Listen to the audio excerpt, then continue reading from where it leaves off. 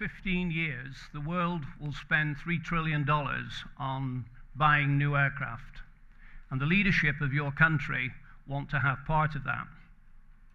I don't know how much you know about this industry, but it's an industry that probably for the last 50 years, maybe longer, has been dominated by the Americans and by Europe. But what's happened over certainly the last 25 years is that aerospace now is truly an international program, an international business. I've been in this business all my life. It's the most interesting, stimulating, exciting business that you can possibly be in. It brings together people across the world, and the technology that's used in this industry is right at the forefront. You find the technology that's developed in the aerospace industry spins out into all other sectors. And that's why today a lot of emerging countries are looking to get into the aerospace industry, because they know the technology that will be developed in this industry will help the economy of the country that they represent. So it's no surprise that your leadership recognize that there may become a day when the demand for black gold is not there. And I'm sure that nobody wants to go back to those pictures that we just saw of 1958. You want to go back to... Okay, well, I best go then.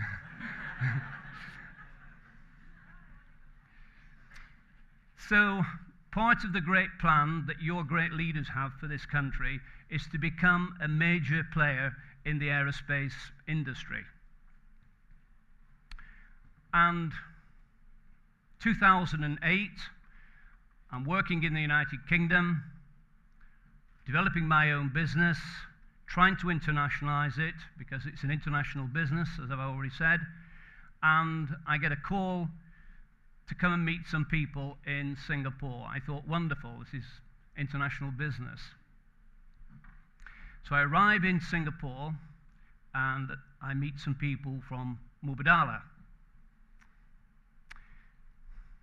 And what the people said to me was so audacious, so outrageous, and so unbelievable that I initially didn't believe it. Because this industry is a mature industry. And it's very, very difficult, even for an industrialized country, to break into this market. So here we are, the UAE. And there is no infrastructure here for building new aircraft. There is infrastructure that's been put in place for support of aircraft and maintaining aircraft, but not what the visionaries of Mubadala in this country had. I've already said that the nature of the industry is changing, but I never anticipated that somebody would suggest that we could get into this industry in this country. So, after quite a lot of discussion, I thought that this challenge was so great and probably so unique, and many people advised me not to do it. Many people said, "You're joking, this country will never do it." And it was because of that so many people thought that this couldn't be done, was the very thing that actually caused me to accept this job.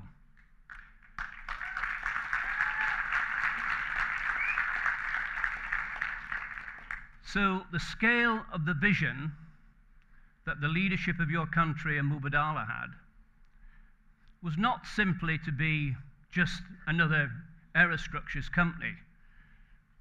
That would have been quite a challenge in its own right. But the expectations were that within 10 years, a decade, remember I'm talking 2008, so that within a decade, the UAE, and probably for this audience, Alain, becomes a global leader. Now today people think about the centers of excellence for aerospace being in Toulouse in France or Seattle in America. That's common. You may know this already. The intention and the mission that we're on is that within that decade, that people will talk perhaps about Toulouse, perhaps about Seattle, but almost certainly about Alain.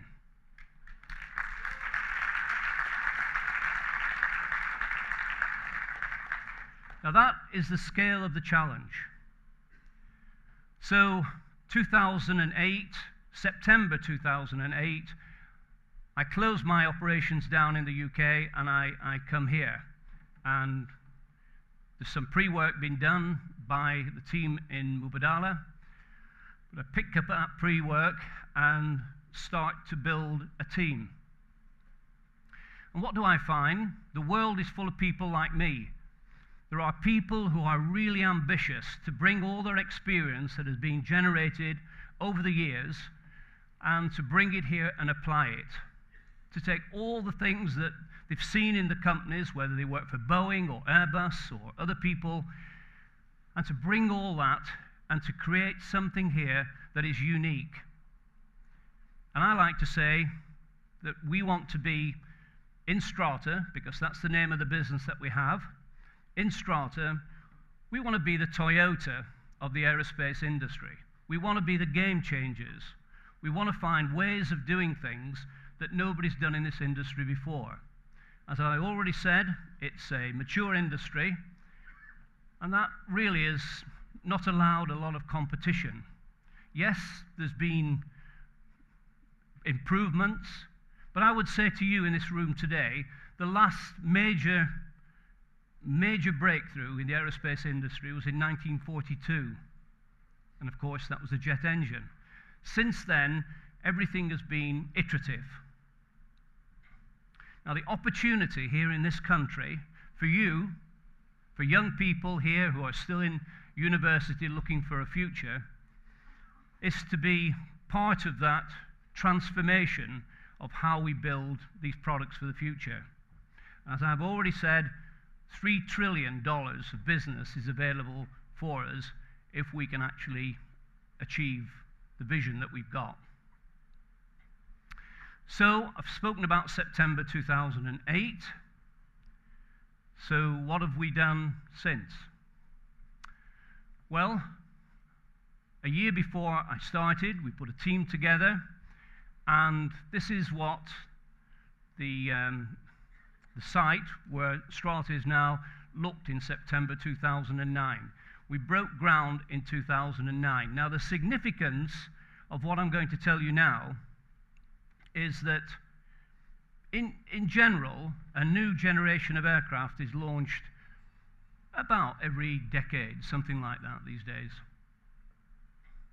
And in 2008, the view was that both Airbus and Boeing would launch a new aircraft, a new model, in around about 2015. That was the thinking then, back in 2008. And one of the peculiarities about the aerospace industry, that's a very conservative business, is that once they actually partner with companies, partner with suppliers, usually, unless there's a disaster, stay with that company forever, or for the lifetime, certainly, of that particular program or that variant of aircraft. And when you think today aircraft are in service 30, 50 years, if you miss the opportunity at the start of a new program, then it's very, very difficult to enter it later. So everything about what we were doing was about speed. So here we are, September 2009, and the vision was 2015, we had to be in a position where we developed capability, we developed technology, and we were attractive to both Boeing and Airbus so that we could secure a significant part of that program. And in Europe and in America, and the West in general, to go from that, well, nobody's gone from that. Nobody anywhere has gone from that. All our competitors have really built on existing industrial infrastructure and base. So nobody ever has gone from that before. And at this time, people thought this was a joke. People thought this would never, ever happen in this country. So we had to do something that was completely different than what the industry had seen for the last 100 years. We had to stand the business up in a relatively short period of time. And as I've said, in the West, this would probably take about 5 years to get to where we are today. So September 2009, and by July of the following year, and just think about that for a minute, we're talking 10 months here. You know, 10 months, nothing. 10 months in your own life. Think how fast it goes. In that 10 months, we not only built the most advanced composite facility, but a facility that was designed for the 21st century, the start of this foundation of what I call the Toyota of the future. A facility that was designed for speed, our ability to bring raw materials in, convert them into finished products, and then deliver them back to the assembly lines in Europe. But not only did we build that, but it was also qualified to build aircraft parts. And in that period of time, we recruited people, and I know some of you here in the audience have been to the plant. All of you come, because this is really a prize that you would probably not find anywhere else. And people, Emiratis who come into the plant, cannot believe that, that such a thing has been produced here in the UAE, and particularly here in Al-Ain. So that's what it looks like inside. I'll not talk about in detail what we actually do there, but we are at the beginning of the revolution in the aerospace industry to start to use new materials. So we are part of that vanguard of companies that are concentrating on the use of new materials. And this is a clean room inside the plant. So just think about those timescales now. 2008, we break ground into the sand, and we get to this position 10 months later. And then exactly to the year when we broke ground, we deliver our first, what I call ship set, our first parts back to the customer in Europe.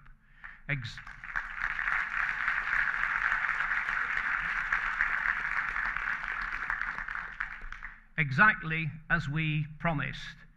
And this has astounded the industry. Nobody believed that this would be possible. And if you were looking for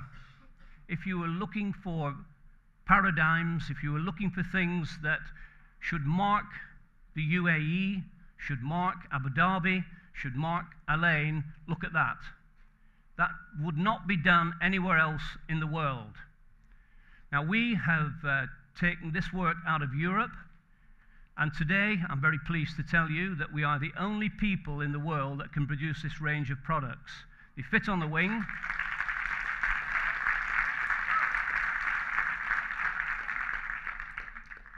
They fit on the wing, and next time you go, you travel, if you're traveling on an A330 or an A340, look under the wing and you'll see these products there. Now, that's not just the only product.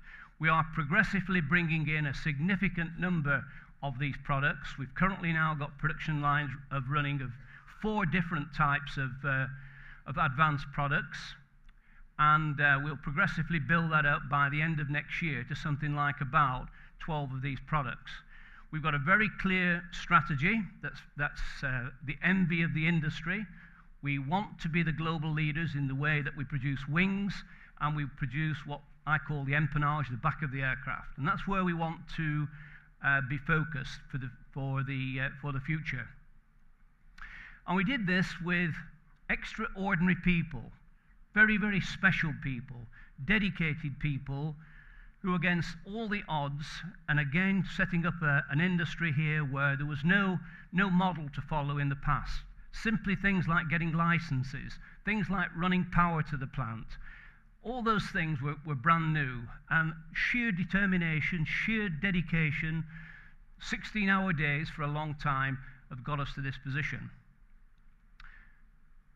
We also recognize that an industry in this country, in the UAE, in Alain, that is dependent upon people like me, foreigners, is not sustainable. And the worst thing that could happen is that as expats leave, the business collapses. So right from day one, we set out on a very, very aggressive, what I think you call an Emiratization program. So our determination was to get people into the plant, Emiratis in all positions. And I'm very pleased to say, and in the audience here today, there is a deputy CEO, an Emirati, in this audience today. And that's what we need to do. We need to make sure that we populate this plant with people who can take over from foreign people like me.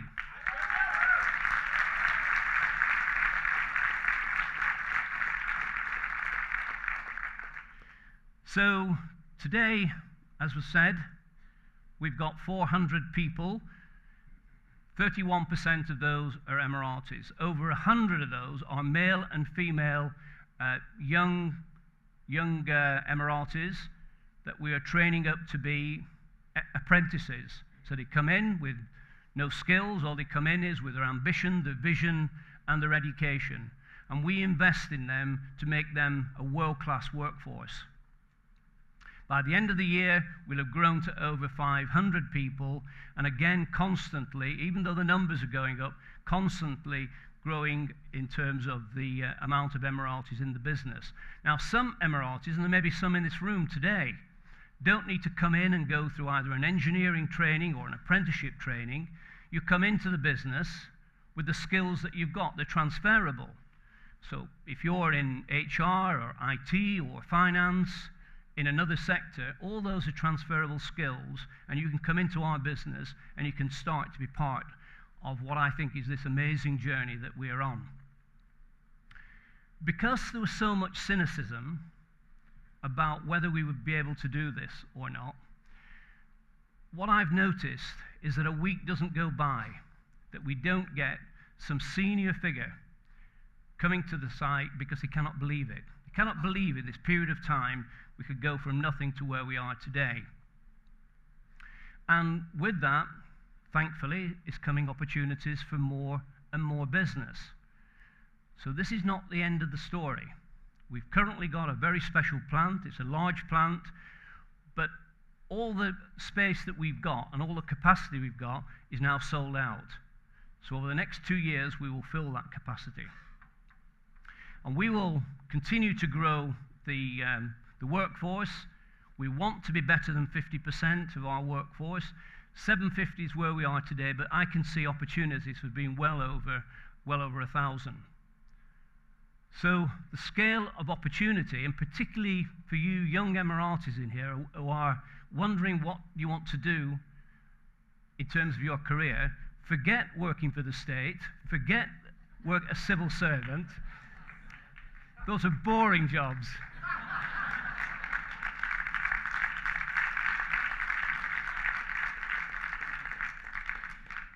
The opportunity for you is to be part of this.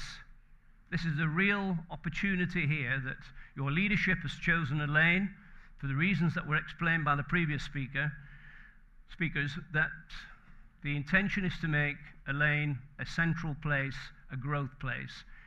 And though I'm CEO of Strata, and we're in the aerostructures business, building new products for customers around the world, the real opportunity here is to establish this aerospace park that I was talking about before. And though I'm talking 750, 1,000 people in a relatively short period of time, by 2015 there could be 5,000 people here. By 2020 there could be 20,000 people here. And just think of those numbers.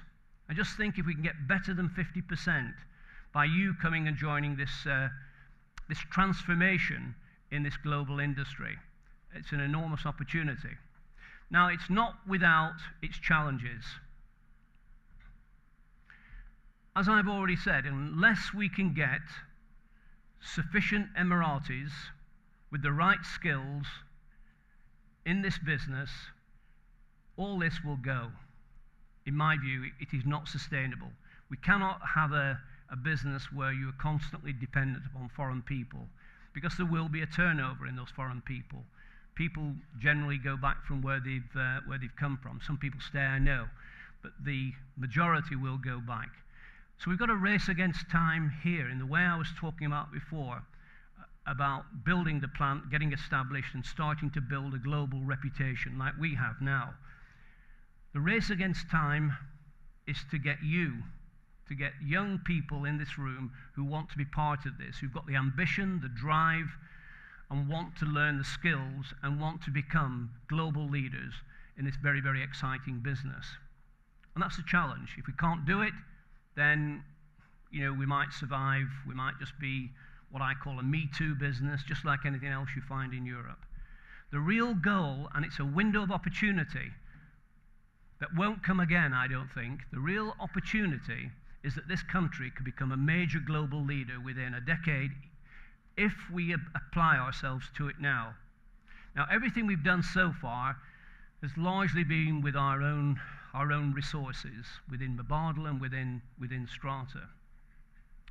We've not engaged yet with the education system in this country, and that's essential. We need to get into junior schools and mid schools and high schools and start to get people passionate about being in this business, start to get the skills already for the next generation of engineers that are probably today in the junior school, the engineers that we will need for this next generation of aircraft, which fortuitously has now moved out to probably around about 2025. So it's a real opportunity now. We've got that time. Before, probably it would have been very, very difficult. Now it can be done. We can achieve this. But we can only do it if we have got a very clear strategic aim to do it at a macro level, and particularly here in ALAin, both for male and for females. The other big issue facing us is, if we want to be the Toyota of the aerospace industry, we've got to bring something new and fresh and innovative. And intellectual property is absolutely critical to us, the development of that intellectual property. And again, so far we've made some incursions into it, but we have not got the full engagement of universities and research centres here focused on this vision of becoming a global leader in the aerospace industry. So that's another big challenge that we've got to face. And I think the final point is about 50%, maybe a little more, of everything we do, we have to buy from around the world. Our supply chains are very, very long. It only takes a shortage of one item or a failure to deliver by one supplier, and we start to be late in producing products. So therefore, finding a solution to this global supply chain and the management of the supply chain is very important to us. And the best solution is to actually attract companies to come and set up base here. So where I'm talking about my numbers, you could triple those if we can bring companies from overseas, and instead of us buying from America and from Europe, that they actually set their facilities up here and they're right outside our plant. So that's the other challenge we've got, starting to market the area, starting to encourage companies to set up their own business here in ALAin. So, ladies and gentlemen, it's down to you, really. We've achieved pretty remarkable things with some very, very special people, both expats and Emiratis. But if we want to be the global leader, which I think is possible for this country, then we need to address the issues that I've just said. And I hope what I've said has stimulated some people's interest in the room. All of you are welcome to come to our plant. All of you, come and have a look at what we're doing and what our hopes and aspirations are for the future. Thank you very much.